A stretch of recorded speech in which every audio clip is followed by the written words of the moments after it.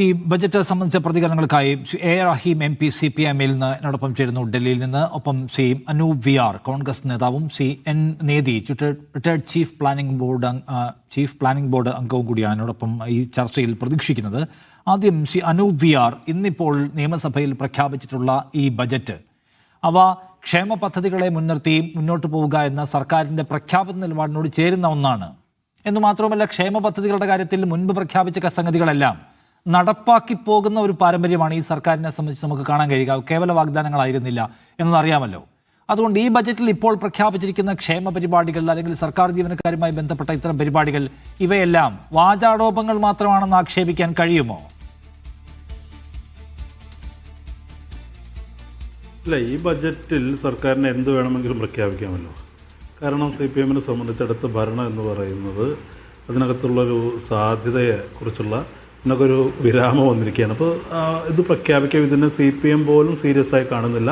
വരുന്ന ഗവൺമെൻറ്റിന് അതിൻ്റെ ബാധ്യത കൈമാറാം എന്നതിൽ ഉപരിയായി ഇത് പ്രയോഗവൽക്കരിക്കാൻ ഉള്ള പരിശ്രമങ്ങളെക്കുറിച്ച് പോലും CPM ആലോചിക്കുമെന്ന് തോന്നുന്നില്ല. താങ്കൾ തന്നെ പറഞ്ഞു ക്ഷേമ പെൻഷനുകളോടുള്ള സമീപനം. ആശാ വർക്കർമാർ സമരം ചെയ്തപ്പോൾ ഈ സർക്കാർ എടുത്ത സമീപനം എന്താ? ആശാ വർക്കർമാർക്ക് 1000 രൂപ കൂട്ടിക്കൊടുക്കുന്നതിനെക്കുറിച്ചുള്ള വലിയ ചർച്ചകൾ നടന്നപ്പോൾ കേന്ദ്രം വേണമെങ്കിൽ കൂട്ടട്ടെ എന്ന് പറഞ്ഞവരാ. ആശാ വർക്കർമാർക്കാണ് ഇപ്പോൾ ഇത് കൂട്ടിക്കൊടുത്തിരിക്കുന്നത്. അതിൻ്റെ അർത്ഥം എന്താ? നേരത്തെ പ്രഖ്യാപിച്ച നിലപാട് തെറ്റായിരുന്നു എന്ന് പൊതുജന സമക്ഷം സമ്മതിക്കരുത്. അത് ഇവിടെ കൃത്യമായി താങ്കൾ പറയുന്നു ക്ഷേമ പെൻഷനുകളിലൊക്കെ ഒരു വലിയ വർധനവുണ്ടാക്കി എന്നൊക്കെ പറഞ്ഞാൽ ഉമ്മൻചാണ്ടി സർക്കാർ കൊണ്ടുവന്നുമായി പരിശോധിക്കുമ്പോൾ ആനുപാതികമായി അത്തരമൊരു വർധനവ് ഉണ്ടായിട്ടില്ല എന്നുള്ളത് തന്നെയാണ് യാഥാർത്ഥ്യം. 10 വർഷം അധികാരത്തിൻ്റെ ഭാഗമായിരുന്നൊരു സർക്കാർ അതിനെ പരിവർത്തനപ്പെടുത്താനുള്ള അവസരങ്ങൾ മുൻപിലിരിക്കെ അവസാനവട്ടം നടത്തുന്ന ചില ഗിമ്മിക്കുകൾ, ചില പൊടിക്കൈകളായി മാത്രമേ ഇതിന് കാണാൻ കഴിയൂ. 5 മാസമായി ട്രഷറിയിൽ നിയന്ത്രണം ഏർപ്പെടുത്തിയിരിക്കുക.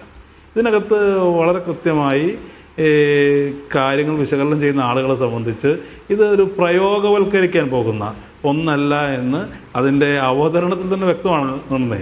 പൈസക്ക് അവതരിപ്പിക്കുമ്പോൾ തീർച്ചയായും അദ്ദേഹം ചില കവിതാ ശകലങ്ങൾ ഉദ്ധരിക്കും, പുതിയ ഏതെങ്കിലും കവിതാ പുസ്തകങ്ങൾ, പുതിയ എഴുത്തുകാരെ പരിചയപ്പെടുത്തും എന്നൊക്കെ ചില പൊടിക്കൈകളുണ്ട്.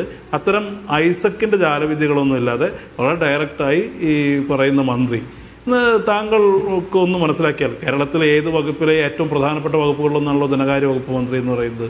എല്ലാ വകുപ്പിലും കയറി ഇടപെടാൻ കഴിയുന്ന സർക്കാരിലെ മുഖ്യമന്ത്രി കഴിഞ്ഞാൽ പ്രധാനപ്പെട്ട ആഭ്യന്തര വകുപ്പിനൊപ്പം തന്നെ ചില ഘടകങ്ങൾ അതിനേക്കാൾ പ്രധാനപ്പെട്ട വകുപ്പ്. പക്ഷേ ഈ പറയുന്ന ബാലഗോപാൽ മിനിസ്റ്ററെ കുറിച്ച് അങ്ങനെ ഒരു ധനകാര്യമന്ത്രി എന്നുള്ള രീതിയിൽ അദ്ദേഹത്തിൻ്റെ മുദ്ര പതിപ്പിക്കാൻ അങ്ങനെ ചർച്ച ചെയ്യപ്പെടുന്ന തരത്തിലേക്ക് അദ്ദേഹം വന്നിട്ടില്ല. ഈ 5 കൊല്ലം കൊണ്ട് ആർക്കറിയാത്തത്? തോമസ് ഐസക്കുമായൊക്കെ കമ്പയർ ചെയ്യുമ്പോൾ, താരതമ്യം ചെയ്യുമ്പോൾ പോലും എത്രയോ പിറകിലാണ് മന്ത്രി. ഇവിടെ എല്ലാ വകുപ്പുകളും ഭരിക്കുന്നത് ഒന്നാമത്തെ സർക്കാർ നടപ്പിലാക്കുമ്പോൾ അത് കേവല വാഗ്ദാനങ്ങൾ മാത്രമാണോ എന്ന്. രണ്ടാമത് KN ബാലഗോപാൽ ഒരു മന്ത്രി എന്ന നിലയ്ക്ക് അദ്ദേഹത്തിന്റെ എഫിഷ്യൻസി പ്രകടമാക്കിയിട്ടുണ്ടോ എന്നാണ്. KN ബാലഗോപാൽ എഫിഷ്യന്റ് അല്ല എന്ന് നിങ്ങൾ പറയുന്നു. അങ്ങനെയെങ്കിൽ അതിന്റെ ഭാഗമായി കേരളം അനുഭവിക്കുന്ന ദുര്യോഗം എന്താണ്? എത്ര ഫെസ്റ്റിവൽ സീസൺസ് നമ്മൾ കടന്നുപോയി. അവസാനം കടന്നു വന്നത് കോർക്ക് ദാരിദ്ര്യത്തിന്റെ നമ്മൾ കേട്ടോ. KSRTCക്ക് ശമ്പളം കിട്ടാത്തതിന്റെ കഥ കേൾക്കുന്നുണ്ടോ? സർക്കാർ ജീവനക്കാർക്ക് പെൻഷൻ കിട്ടാത്തതിന്റെ കഥ കേൾക്കുന്നുണ്ടോ? എവിടെയാണ് സാമ്പത്തികമായി നമ്മൾ ബ്ലീഡ് ചെയ്യുന്ന സ്ഥലം? എവിടെയാണ് വലിയ തോതിലുള്ള കേന്ദ്ര ഞെരുക്കം നേരിടുമ്പോൾ ഒരാള് മിസ്ഫിറ്റ് ആണ്? ട്രഷറി നിയന്ത്രണത്തിലാണെന്നത് അങ്ങക്കൊരു മിസ്മാൻ